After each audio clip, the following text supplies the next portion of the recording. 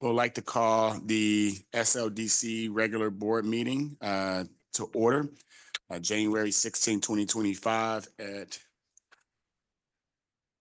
8:05 a.m. Can I have a roll call, please? Director Arnold. Present. Alderwoman Clark Hubbard. Here. Director Gilbert. Here. Director McBride. Here. Alderwoman Saulnier. Present. Director Spencer. Present. Director Reed. Here. And Chair Richardson. Present. With that, we have a quorum. The first item on the agenda is approval of the minutes from the December 19, 2024 regular board meeting. Can we have a motion to approve the minutes? So move, Gilbert. Second. Roll call vote. Director Arnold. Aye. Alderwoman Clark Hubbard. Aye. Director Gilbert. Aye. Director McBride. Alderwoman Saulnier. Present. Director Spencer. Aye. Director Reed. Aye. And Chair Richardson. Aye. With the majority present voting aye, the motion passes to approve the minutes from the December 19, 2024 regular scheduled board meeting. The first resolution that we have before the board today is resolution number 25 SLDC 992, authorizing contract extension for software management and consulting services with Summit Technologies. Pass it over to our Chief Operating Officer, Stephanie Greasy, for the presentation. Thank you so much, Neil. I thought I got a quick promotion there. Thank you so much, everyone, for having me today. I'm going to talk about our Salesforce contract with Summit Technologies. As a reminder, in March of 2019, we began the process of acquiring and implementing a customer relationship management tool, Salesforce, to manage our relationships not only across the organization, but with partners in the economic development space. Since that time, the software has been licensed and built out by a number of consultants we've worked with. In May of 2023, that's when we first engaged Summit Technologies to perform some of those consulting services. We extended that contract in 2024, and this resolution would authorize an additional funding of approximately $10,800 to fund their continued management of our Salesforce implementation. That equates to about 48 hours of consulting services over the year. Some of the goals, just as a refresher, that we set for this program were to improve our customer relationship management, increase our staff efficiencies, provide citizens and staff with more access to SLDC services, manage our major real estate projects, enhance information sharing across our stakeholders, advance the mission of attracting and retaining business and economic development within the city, engaging more consistently with businesses pursuing incentives, and then track our economic justice action plan efforts. This is just a timeline showing the prior resolutions that were adopted related to our Salesforce implementation.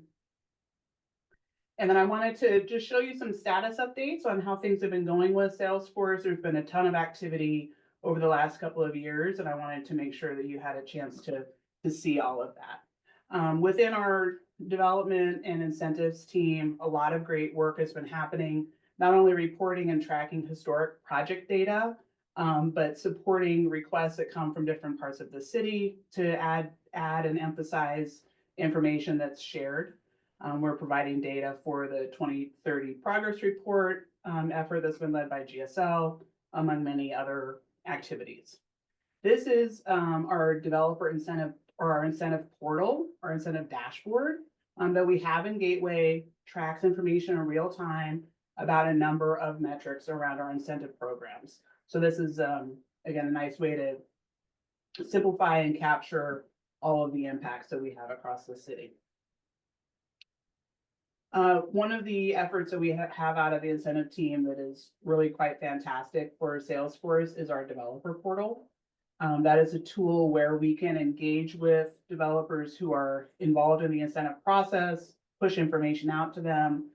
Most recently, we've introduced the annual reporting concept through Salesforce, so we can push out an annual report, they can submit the information, and then we're able to track and track all of that movement electronically through the Salesforce portal. It also allows us to enforce if compliance reports or annual reports are not submitted. So what's been a really great use of Salesforce. This is just a quick picture of the developer portal, how it looks to the developers who are registered. For our action plan, we did a ton of work on implementing the economic justice action plan into Salesforce. Lots of data, lots of information is built out in there. All of the pillars, all of the different aspects of the action plan are captured in Salesforce in one way or another. So we're excited about that. This is a quick snapshot of some of the more recent developments in Salesforce around the action plan.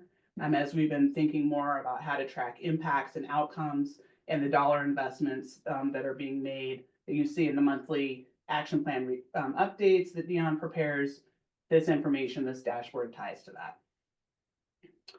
We're also doing a lot with Salesforce with our business retention efforts. One of the most exciting things that we're doing there is connecting our Salesforce implementation with St. Louis Economic Development Partnership.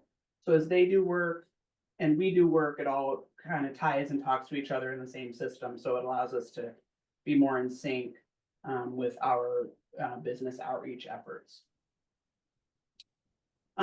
We also, of course, have done a number of trainings, and we have groups across the organization, including the neighborhood transformation team, using Salesforce as its kind of original use, which is to manage customer contacts, organizational contacts, and referrals that they make within the organization. To give you just a quick snapshot of how we're planning to use the 48 hours this year. First, continued training. We have about 35 folks who are licensed on Salesforce. We plan to hold that number steady, offer some next level 201 level training to dive into each of the specific functionalities a little bit more detail. Again, making that developer portal even more enhanced, having it be the exclusive point of contact with our developer clients, our developer relationships. Again, continue to leverage that relationship with SLEDP around the data sharing, generate more updates around the action plan, lots of tracking around major projects, lots of great information coming. So really kind of digging into what we have built into the system now and making it more present, more accessible, and more user-friendly for everyone. So with that, I will end my presentation and pass it back to you, Neil. Thank you. Any questions from the directors? Okay. How many of our developers are using Salesforce? Like what percentage of the developers that we're interacting with? Yeah, so today, at the end of, toward the end of last year, we required now every application go through the Salesforce platform. So every project as an incentive, that's seeking incentive, we leverage the Salesforce platform. So I say 100% of our development partners are utilizing Salesforce. Also, it allows for us to internally track where a project is within the approval process, whether it's been already approved by one of our development boards, such as LCRA. From a redevelopment plan perspective, where is it at with the Board of Aldermen, first, second, third reading? Has it been executed by the mayor's office? That allows us internally to have consistent and transparent information. So I don't have to, contact employees to say, hey, where is this at? I can be able to pull that data down and understand where that project is within that process and communicate that clearly to the developers. And also it allows the developers and our partners to see where the project is in the process too. So if they have questions, they can also send an email through the portal. We can contact them directly. So it's really a strong relationship management tool for our incentives and development team. Perfect. Yeah. Alderwoman Sanye. Is there anything, is the portal used at all to also, do you use anything within the software to also track compliance with ordinances on the books? Or are you in consideration of considering that if not? So there is a lot of information we can track. Compliance with ordinances, I can take a note and get back to you to see if that's something that we're tracking in detail. I know we're monitoring ordinances through Salesforce, but I can get back to you about tracking compliance with individual ordinances.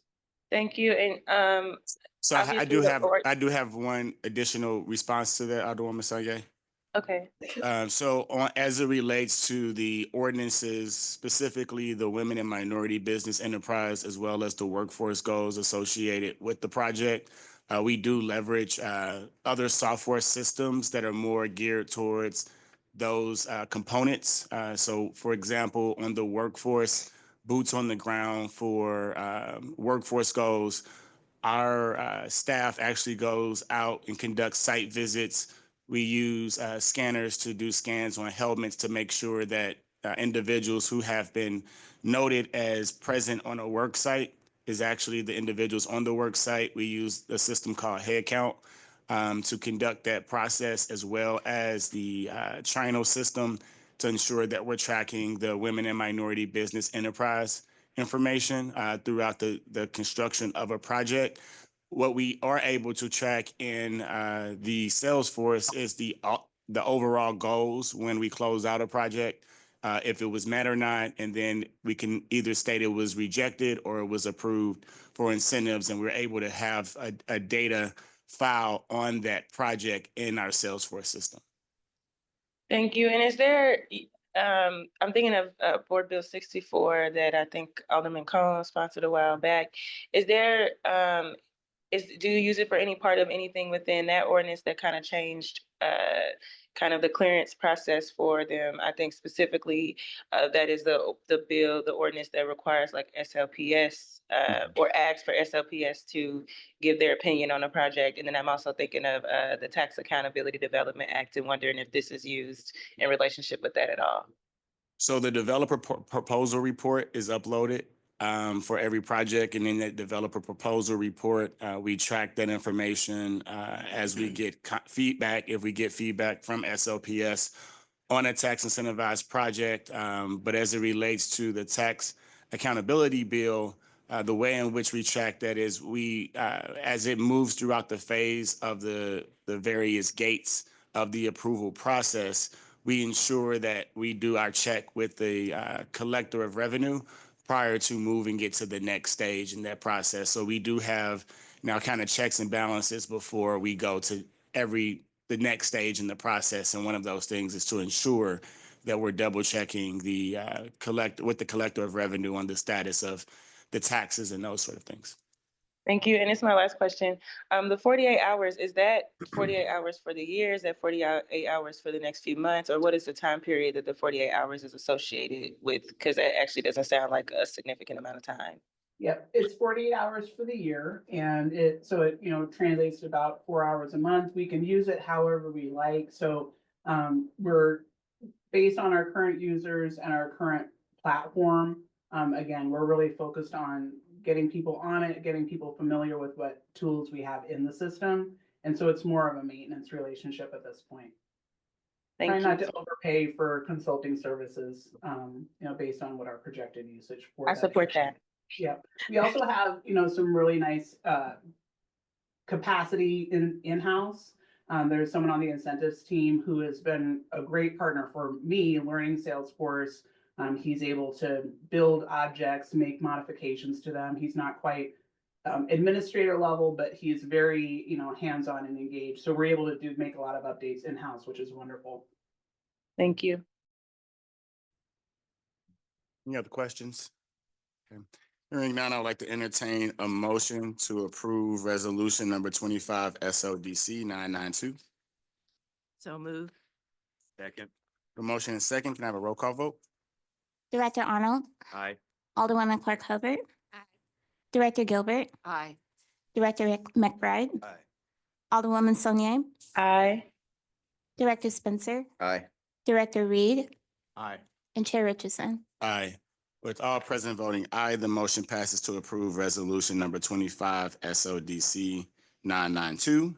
The next item on the agenda is resolution number 24 SLDC 993, supplemental resolution authorizing SLDC to execute grant agreements and disperse grants from the North St. Louis Small Business and Nonprofit Grant Program to eligible businesses and nonprofits for business stabilization efforts. With that, I'll pass it over to our Senior Vice President of Programmatic Compliance, Ms. Lorna Alexander.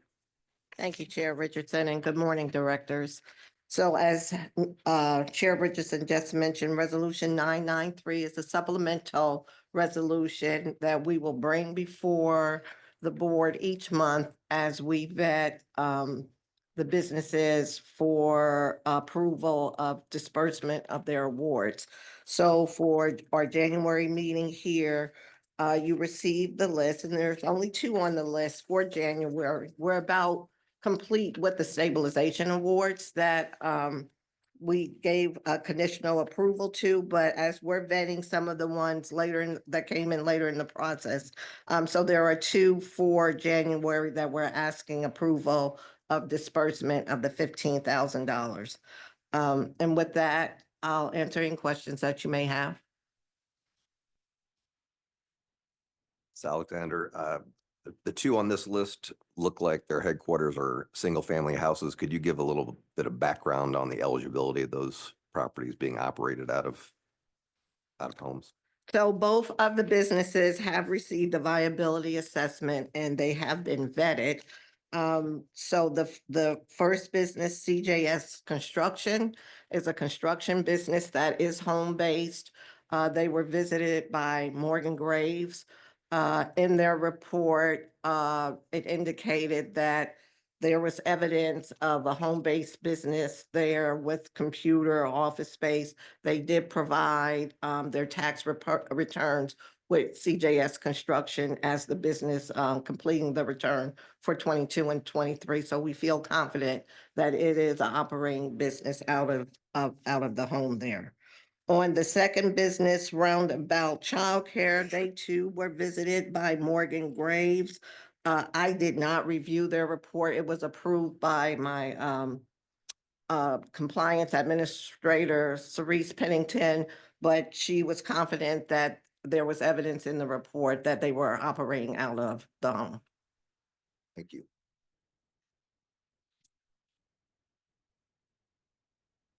Any other questions from the directors in this resolution? Hearing none, I would like to entertain a motion to approve. My hand is resolution. raised. Oh, I'm sorry. I didn't see it, Alderwoman Sanye. My apologies. Go ahead. Thank you. I just the facility that is a childcare facility, is that a licensed, are they a licensed childcare facility? I would believe that they would be licensed with the city of St. Louis, yes. But again, I did not review that report personally. I could provide a copy of the report to the board if you would like.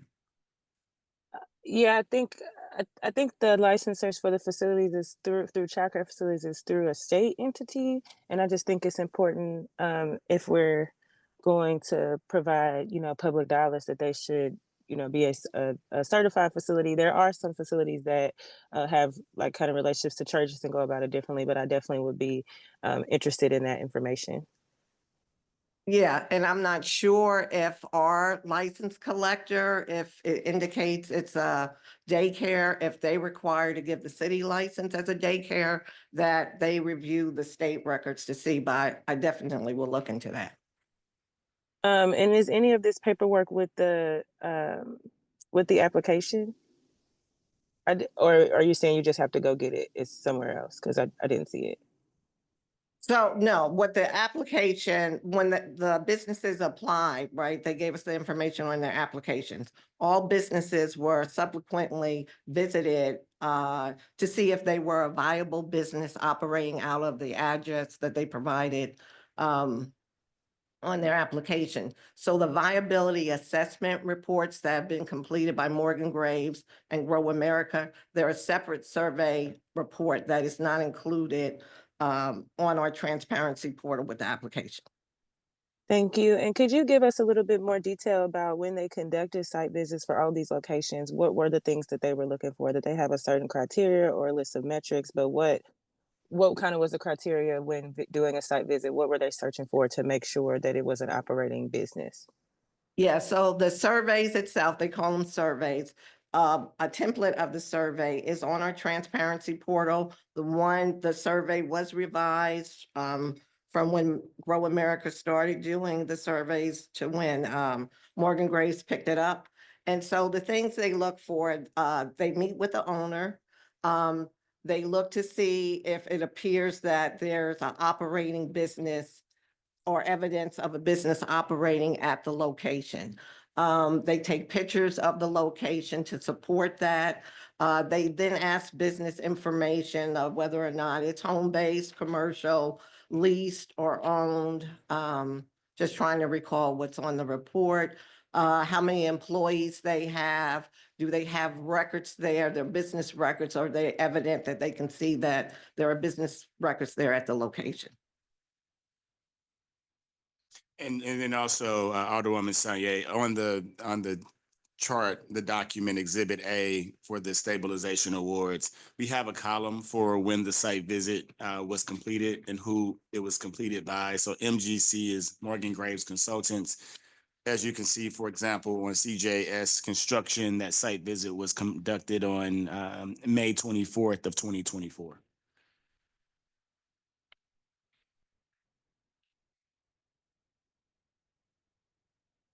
Any other questions? Hearing none, I would like to entertain a motion to approve resolution number 24 SLDC 993. So moved. Second. Roll call vote. Director Arnold, Aye. Alderwoman Clark Hubbard, Director Gilbert, Aye. Director McBride, Alderwoman Saulnier, Aye. Director Spencer, Aye. Director Reed, Aye. Chair Richardson. Aye. With the majority present voting aye, the motion passes to approve resolution number 24 SODC 993. The next item on the agenda is resolution number 24 SODC 994. Supplemental resolution authorizing SLDC to execute grant agreements and disperse grants from the North City Small Business and Nonprofit Program to eligible businesses and nonprofits for operational expansion efforts. Pass it back over to Lauren. Thank you, Chair Richardson. So again, this is a supplemental grant for our expansion awards that we will present to you each month as we vet the businesses to move forward to disbursement of their conditional awards, approval and disbursement. So for January, we vetted and approved 11 additional businesses for operational expansion. The awards vary based on the number of documented employees they have. 1 to 5, the $25,000, and then over those amounts, SLDC requires the business to submit its payroll records for 2023 to count how many employees would be considered full-time equivalent employees, which is an average of 2,080 hours a year.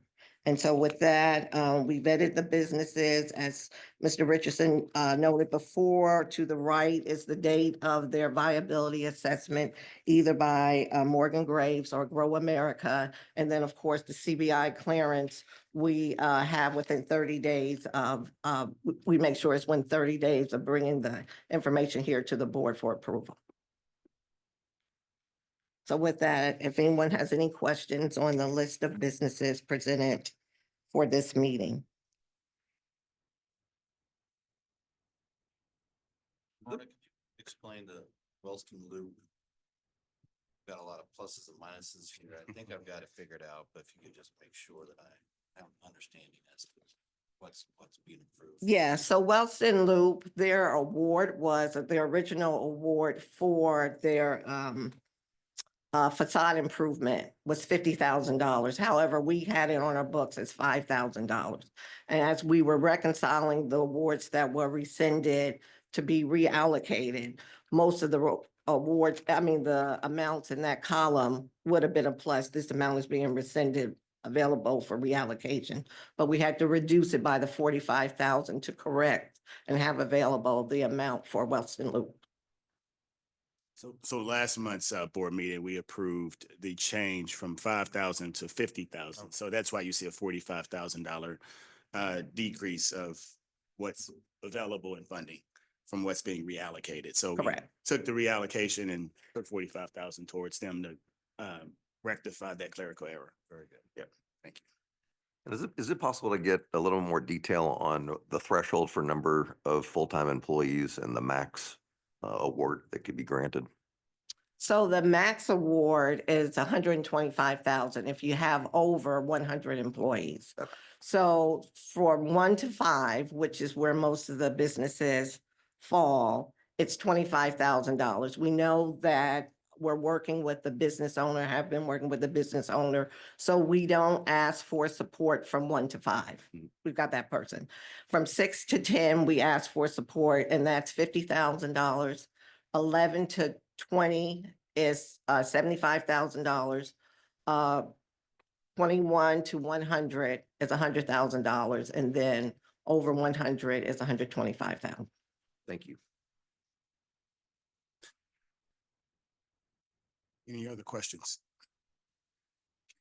Hearing none, I'd like to entertain a motion to approve resolution number 24 SLDC 994. I think because maybe I'm virtually. Oh, I'm sorry. Sorry, Alderwoman Sanye. It's okay. I just was wondering, could you clarify for us on the record the shortest amount of time that any of these businesses have been operating? I know we had some concerns before about how long some of them have been in business. So I just wanted to, I know I sent over some questions in email, but I wanted to put it on the record as well. The shortest amount of time any one business. So we did not have a time requirement of time in business for the application, the open application period. So if the business was a registered business by October 30th, 2023, they were eligible to apply for the grant awards and to be considered. Now, because these businesses are in qualified census tracts, the grant allows the opportunity for them to use the grant funds other than just to mitigate hardships from the pandemic. So some of them came into business, created their business after the pandemic, but because of where the business is located in the QCT, the grant allows them to use the funds because they're considered disproportionately impacted because they're in disproportionately impacted areas, to use the funding for stabilization, to use the funding for operational expansion or community enhancement if they have, other sources to do so. I know before we had some concerns where there were some businesses that around the same time that they applied went and kind of got their paperwork for their LLC. So I was wanting to verify that there was diligent work done to make sure that we were not in that position again. And Director Richardson, or President Richardson, you might want to weigh in because I know I spoke with you and you did provide an answer. Say that one more time. I'm sorry. I said I spoke with you about this specific question. I asked you about it, I think, a few days ago, and you did provide an answer. So I was wanting to put that on the record. Well, I'm sorry. What question again? I'm sorry. About just making sure that none of these businesses started around the same time that they would have been sending their applications in, that they have all been operating, for a nice amount of time. Yeah, so the requirement, again, as Lorna stated, there was not a requirement of time within the application process. Our focus here was about the mitigation of not just mitigating the hardship, but also serving the community in the qualified census tracts. And so as we were putting out these applications, it was ensuring that the business was a viable business and operating business prior to them submitting that application. And then we had to go back and verify that information was accurate with the license collector and collector of revenue.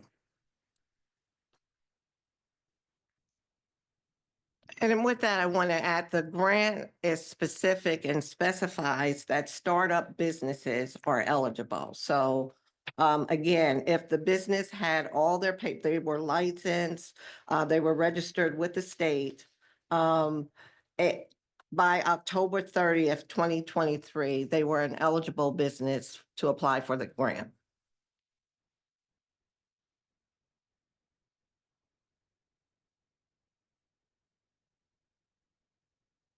Yes.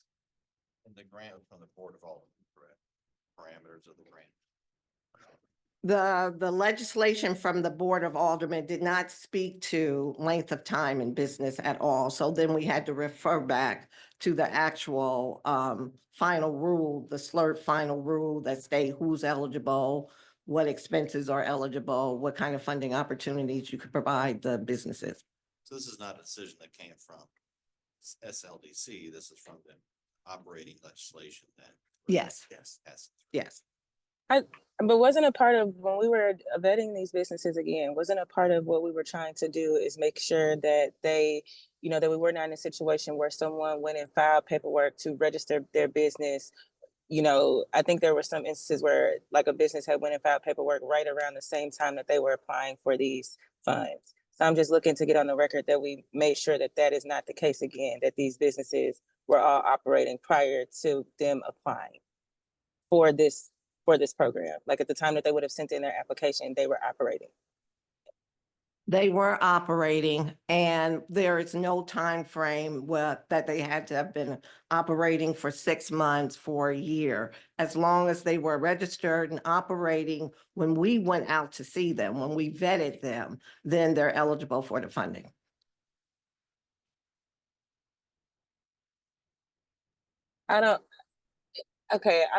Maybe I'm confused.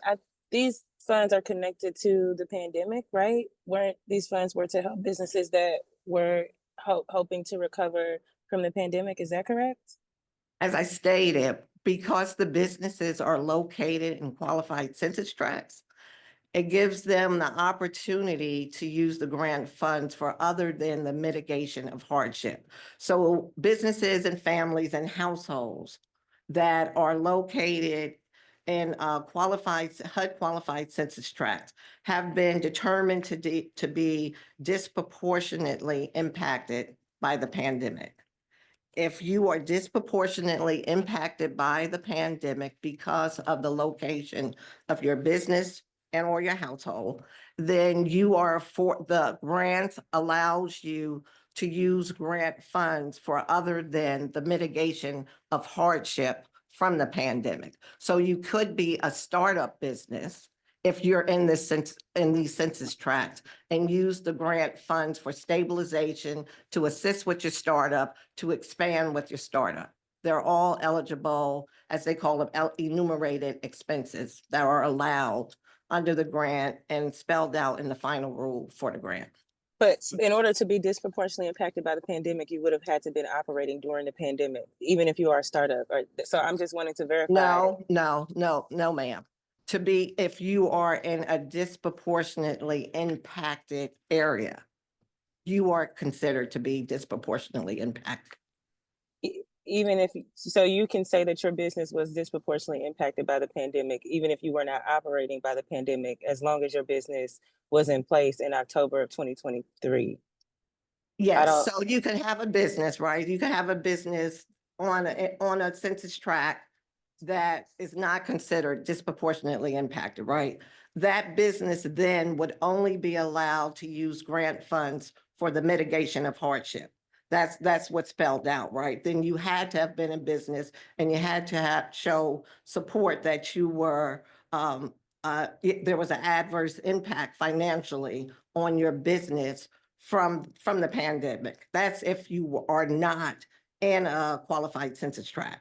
Absolutely. But if you are in a qualified census tract, because these areas that you're in have been disproportionately impacted due to years of disinvestment, they allow the grant funds to be used for stabilization, to be used for expansion, to be used to assist startups to gain some traction in getting their business going.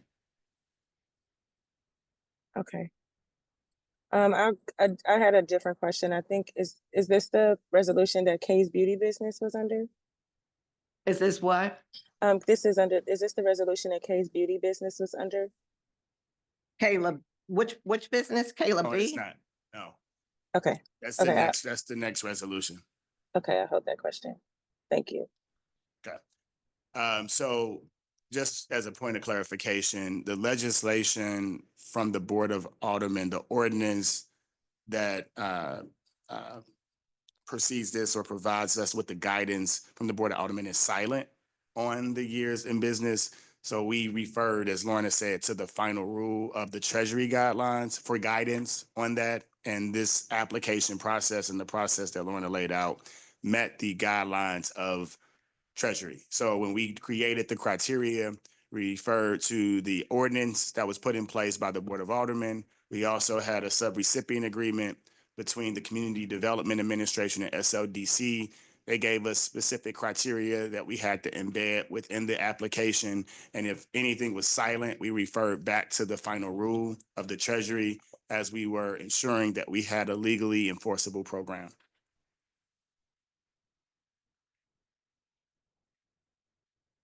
Any other questions? Hearing none, I would like to entertain a motion to approve resolution number 24 SLDC 994. So moved. Second Arnold. Roll call vote. Director Arnold, Aye. Alderwoman Clark Hubbard, I recuse.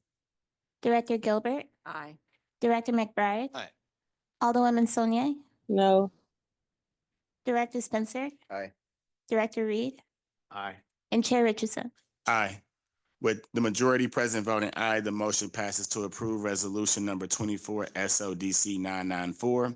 The next item on the agenda is resolution number 24 SLDC 995, providing supplemental resolution authorizing SLDC to execute grant agreements and disperse grants from the North St. Louis Small Business and Nonprofit Program to eligible businesses and nonprofits for the community enhancement projects. Pass it over to our Senior Vice President, Mr. Lance Knuckles.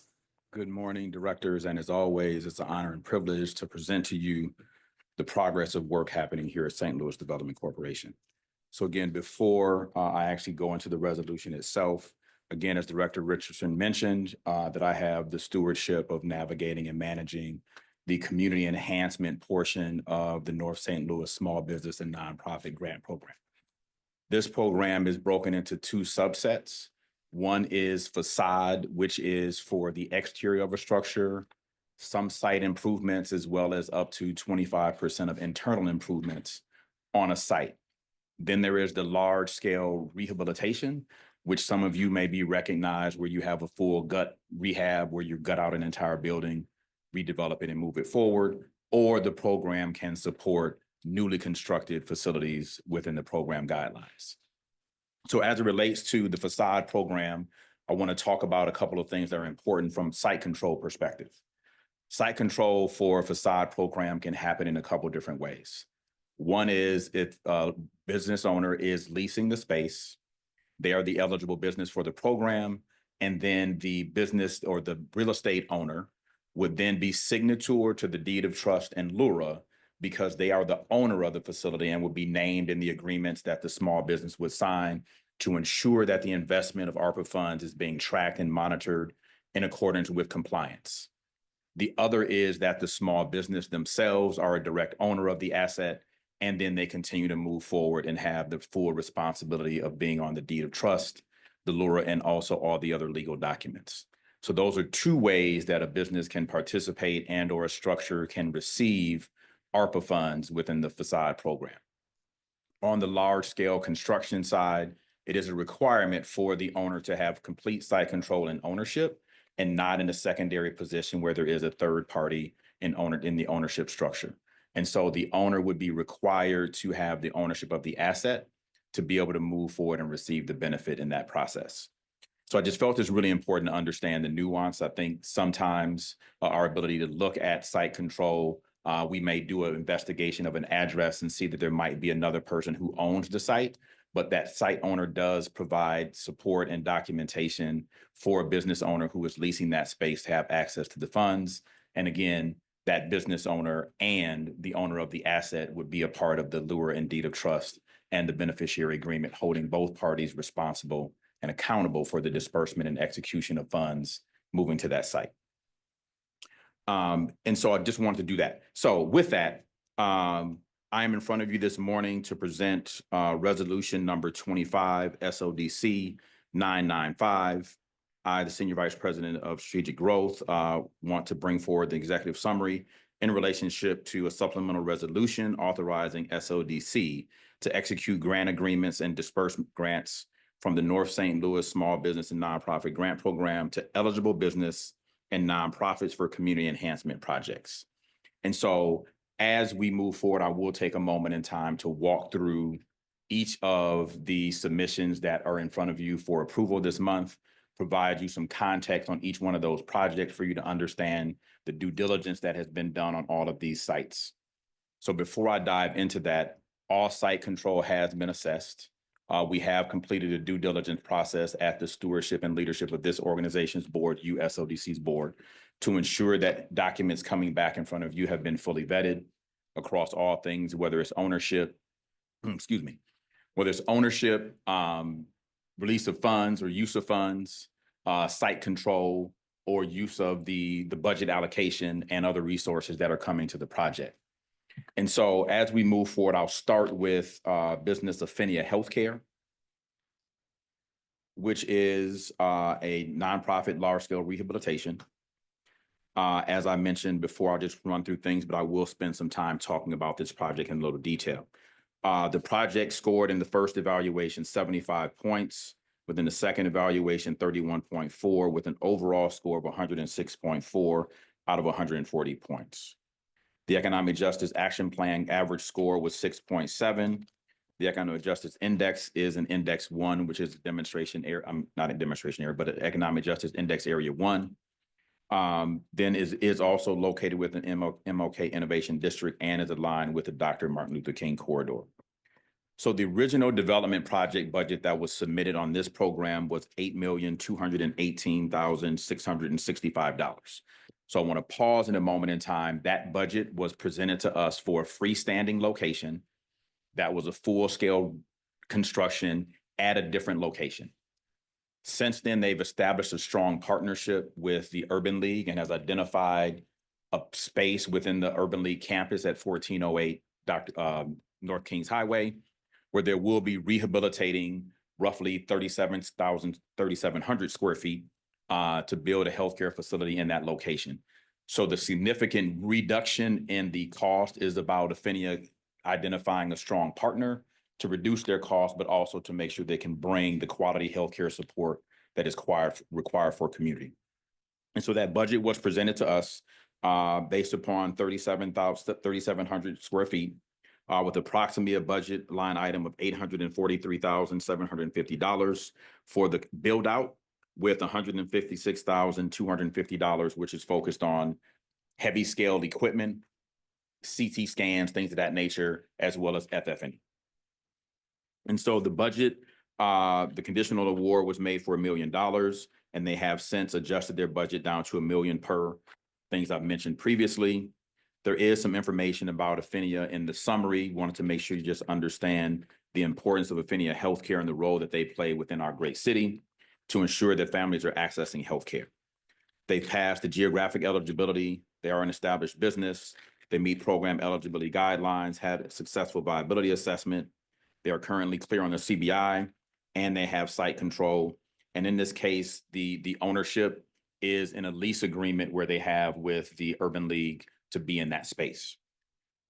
The project was rescoped, but that information was provided. This project will be fully funded with ARPA funds, and then there has been a provided timeline for this project to be executed. And again, this project is for a conditional award of $1 million, and so I will seek to you to affirm that conditional award as we move forward. I will go to the next business, which is Flance Management, business 0445. Flance is a rehabilitation project, or facade project, I should say. The economic justice filter score was 83 out of 100. The evaluation of 40 points was 30.6 out of 40 for a total of 113.6 points. The project has the Economic Justice Action Plan goal alignment of a score of 5.3. It's located in Economic Justice Index Area 2 and is located within the Project Connect demonstration area, and there's not aligned with a specific corridor within the grant program guidelines. This project submitted a budget of $73,100. The supplemental grant award was awarded at $73,000.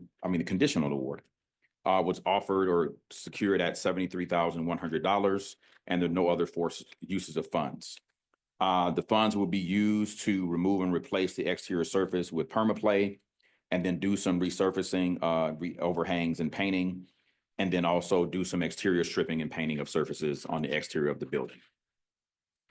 Flance is an organization that has been providing childcare services and support to North St. Louis for quite some time, and will continue to do that work in providing a safer place for young people to play with new, more modern surfaces in the exterior of the facility.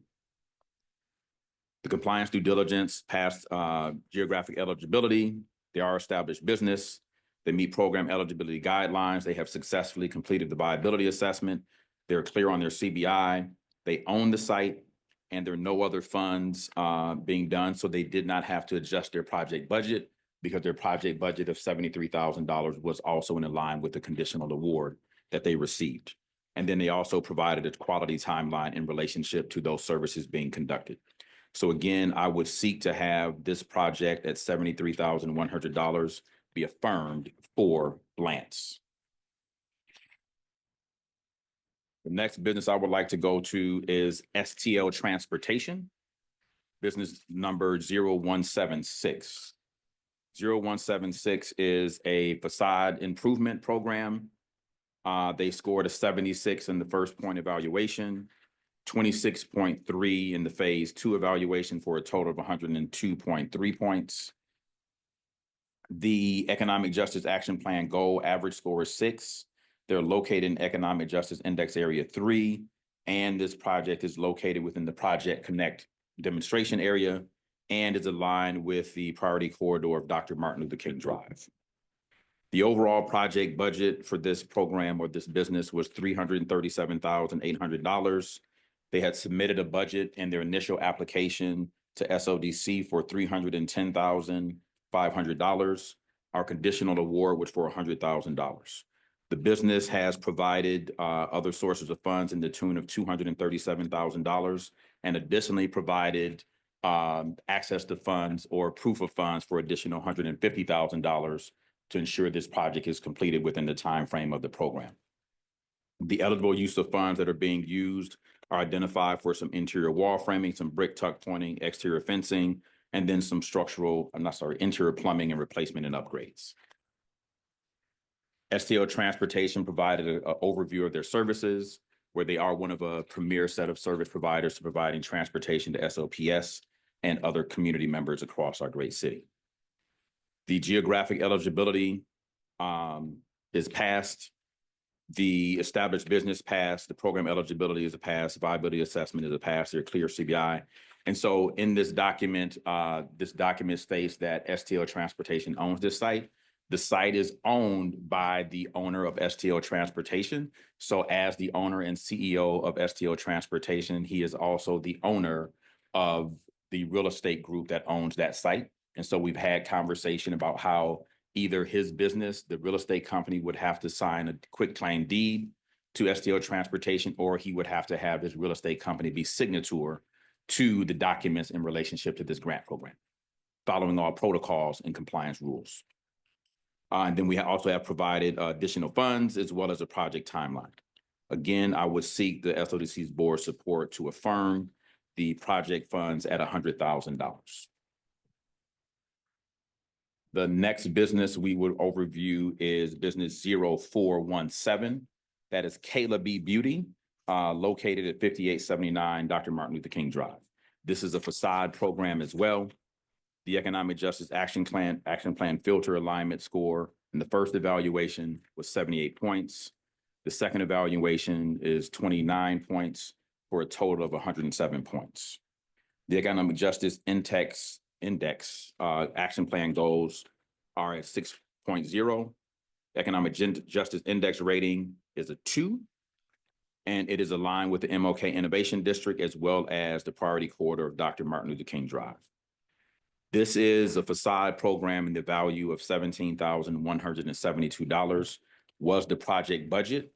The conditional award was offered and extended at $17,172. And these funds will be used for some interior facade improvements, drywall painting to finalize that space, and also do some exterior work, awning, security doors, and lighting. This business passed the geographic eligibility, was established business at the time of application, meets program eligibility guidelines. The viability assessment has been conducted and is clear on the CBI and has an active lease within that space. and there's no other funds to be brought forward, and they have provided a project timeline in relationship to this program. And so I will seek affirmation of the $17,172 for this business program as we move forward to vote. The final site or business within the program that I'm presenting to you all today is business 0171. That is the Diaspora Connections United, doing business as the Griot Museum of Black History. The business scored an 80 out of 100 points in the first round evaluation. The second evaluation scored 23 out of 40 for a total of 103 points in that evaluation. The Economic Justice Action Goal aligned was a 2.7. It is located within the Economic Justice Index Area 1 and is aligned with the demonstration area Project Connect. So I do want to take some time with this project as well. The original project that was submitted to SLDC for consideration was a budget of $10,558,428, which was for a large-scale development project expanding not only their current site, but approximately 6 other parcels in proximity to their campus to be able to expand their campus and to provide other architectural renderings and or architectural support in relationship to the African-American diaspora. What the business presented back with their adjusted budget was to make some of the necessary improvements in their primary campus instead of attempting to do a rebuild. Within the program guidelines, they are eligible to be able to reduce that process because they do have site control and own this structure. And so they've asked us to adjust and use their $500,000 to make the necessary improvements to the primary campus that all of you probably have seen or gone to at some point in time, located on St. Louis Avenue. And so that those $500 worth of funds will be used to do some of the primary things, install a sprinkler system, replace HVAC system, some duct work, and the list is identified in totality in the resolution for you. And again, the Griot has been around since 1997, providing phenomenal community engagement, as well as providing access for African-Americans and others to understand the history of a rich African-American culture here in the city of St. Louis and across our great country and globally. The compliance due diligence was complete. Geographic eligibility is passed, established business passed, program eligibility is a pass, successful viability assessment, clear on CBI. They do own the site, and the project rescope was provided per request, and that they provided a timeline for that service to be completed. And again, I would seek your support as a board of directors to affirm the $500,000 conditional award to the Griot, the Diaspora Connections United, doing business as the Griot Museum. And so I will yield the floor at this moment in time to answer any questions in relationship to these businesses that I have brought before you today for you to affirm the conditional awards after we've conducted the due diligence required to move them forward. Just a point of note, this legal guided me on this. So I know we circulated a preliminary list that had one additional business. That business will be coming back before the board at a later date as we gather some more information there. But the 5 before you all that Lance presented is what we're voting on today. Any questions from the directors on these 5 projects?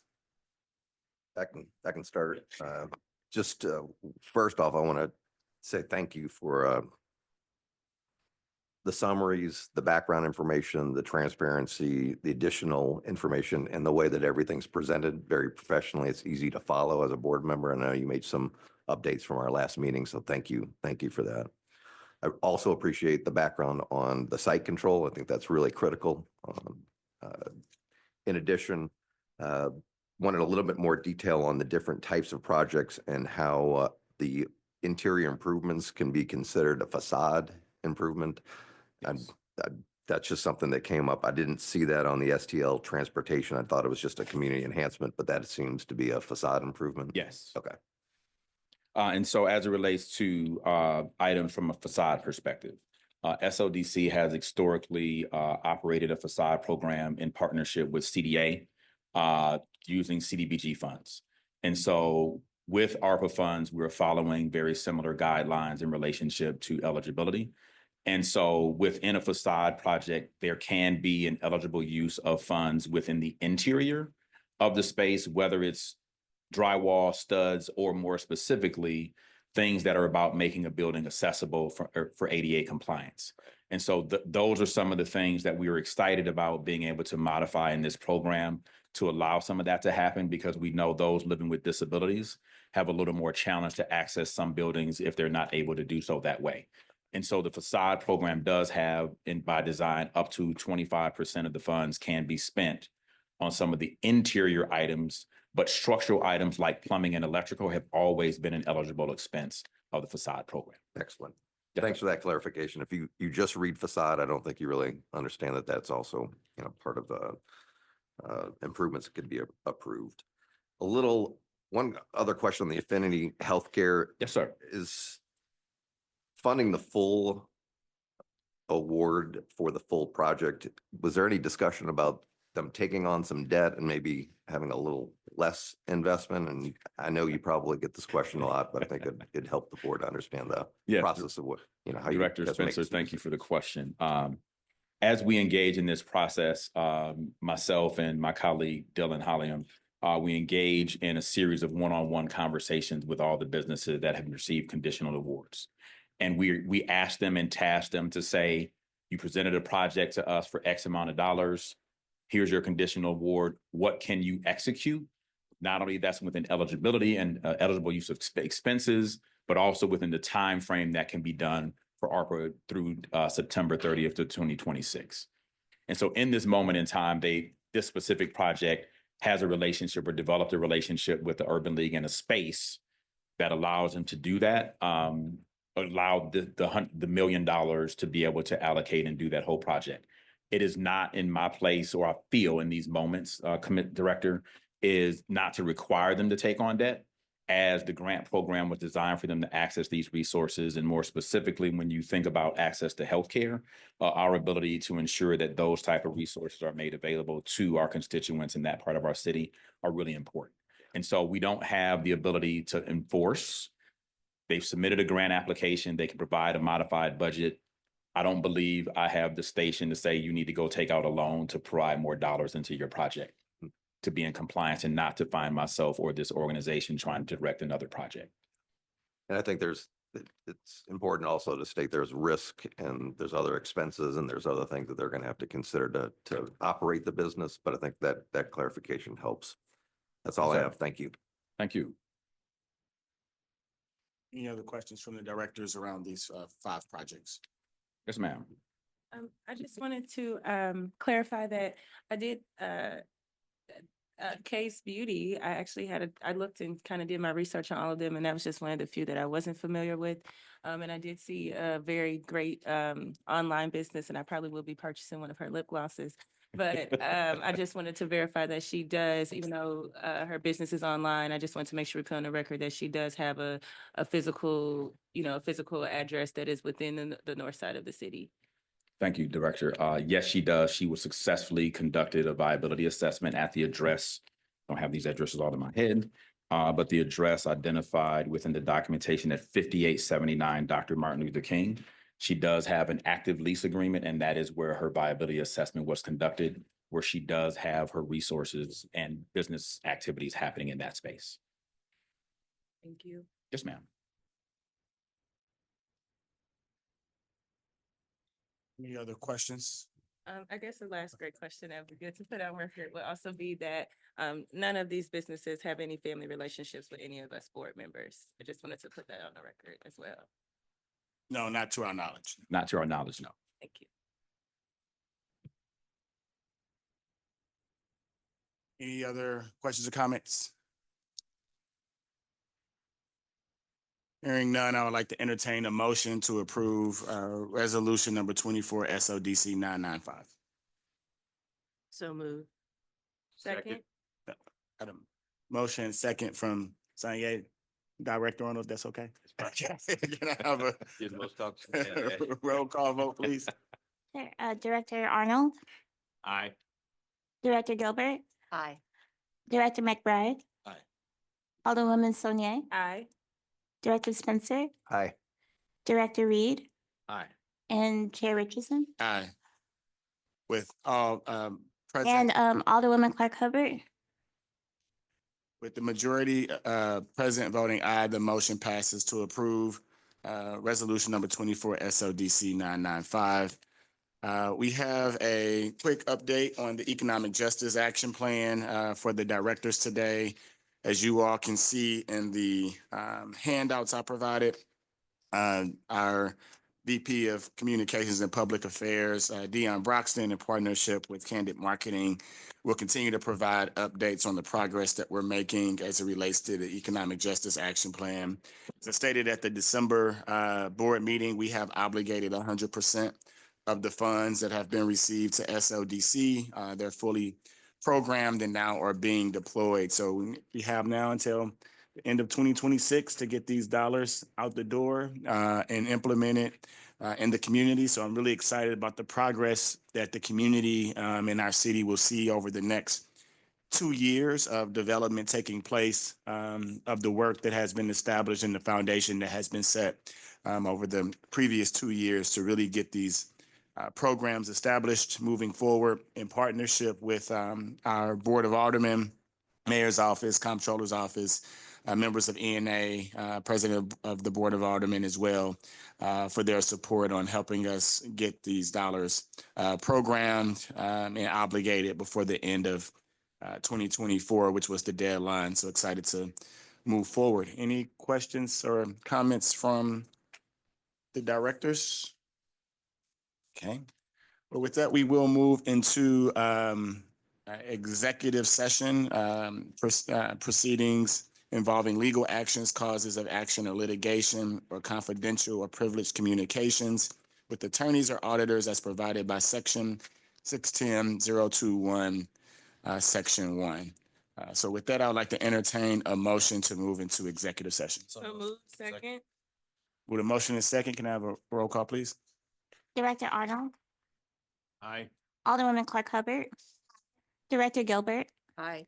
Director McBride, Alderwoman Saunier, Aye. Director Spencer, Aye. Director Reed, Aye. and Chair Richardson. Aye.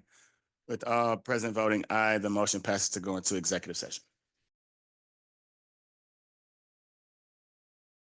Clark Hubbard, Director Gilbert, Aye. Director McBride, Present. Alderwoman Saunier, Aye. Director Spencer, Aye. Director Reed, Aye. and Chair Richardson. Present with quorum, we have a meeting now open back up. There's no more items on the open agenda. So with that, the next regular board meeting is scheduled for February 20th, 2025. Can I have a motion to adjourn? So moved. Second. Motion and second, the meeting is adjourned. Thank you all.